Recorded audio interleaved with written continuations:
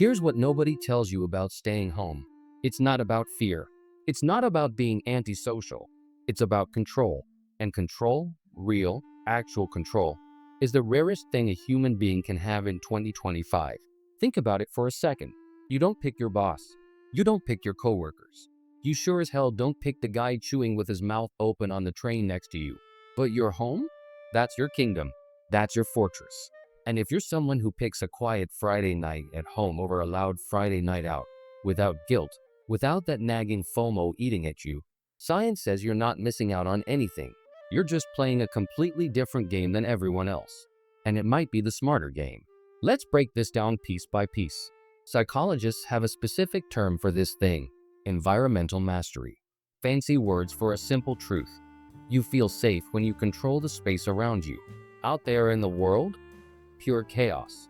Random noise bouncing off concrete. Strangers who drain your battery just by existing near you. Plans that shift and change at the last possible minute. Disappointments wrapped in "sorry, can't make it" texts. But home? You set every single rule.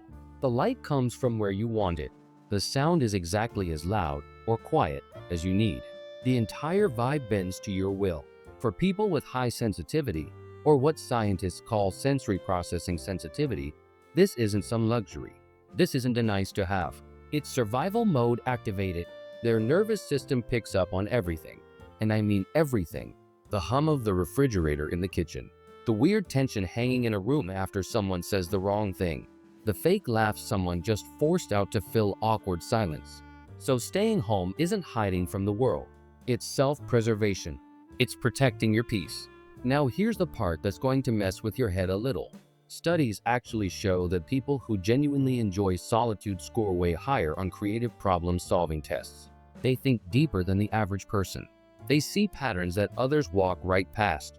Why does this happen? Because great ideas don't come from noise. They don't come from overstimulation. They come from silence, from stillness, from space to actually think. Einstein didn't figure out the theory of relativity at some crowded party. Newton didn't discover gravity while he was out at a nightclub at 2 a.m. Solitude is where the human mind expands, not shrinks, not closes off, expands. And if you look back at ancient times, the ones who stayed back at camp while everyone else went out hunting, they became the inventors, the artists, the healers, the ones who figured out how fire worked. Staying home isn't some modern form of laziness. It's an evolutionary strategy that's been baked into humanity for thousands of years. Let's talk brain chemistry for a minute, because this is where it gets really interesting. Extroverts?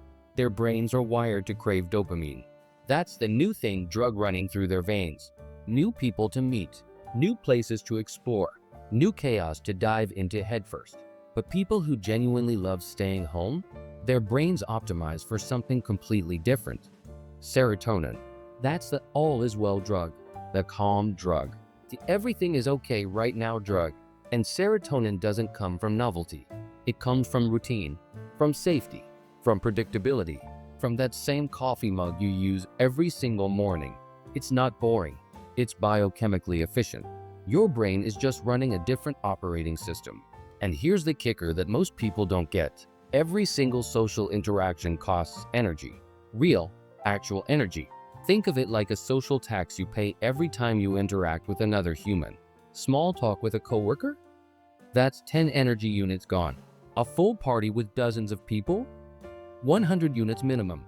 Pretending you actually care about someone's vacation photos from their trip to Cancun? Easy 50 units. Some people earn that energy back fast. They recharge in crowds. Others don't. They drain and drain and drain until there's nothing left.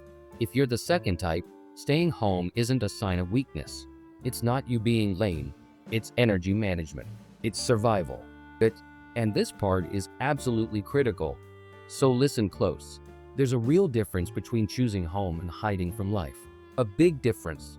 If you stay inside because the mere thought of leaving makes your chest feel tight.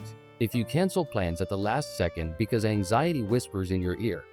They don't actually want you there anyway. If home feels less like peace and more like a cage with invisible bars, that's not preference anymore. That's a signal. That's your brain waving a red flag. Social anxiety, unhealed trauma, depression. They all disguise themselves as, "I just like being alone."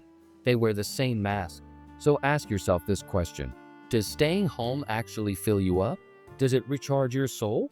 Or does the idea of leaving feel too heavy to even attempt? One is rest, real, nourishing rest. The other is hiding. And if you're sitting there right now, not entirely sure which one you are, that's completely okay. Just don't lie to yourself about it. Don't gaslight yourself into thinking you're fine when you're not. For those of you who truly, genuinely love staying home, without fear gnawing at you, without shame weighing you down, you're not broken. You're not defective. You're just wired for depth over distraction. You find magic in the small, quiet things most people rush past. The way afternoon light moves slowly across your wall. The quiet hum of your favorite song playing on repeat. The taste of coffee at 6 a.m. when the entire world is still asleep and you have it all to yourself. Psychologists actually call this sensory sovereignty. You don't need the world to entertain you. Your inner world is rich enough on its own.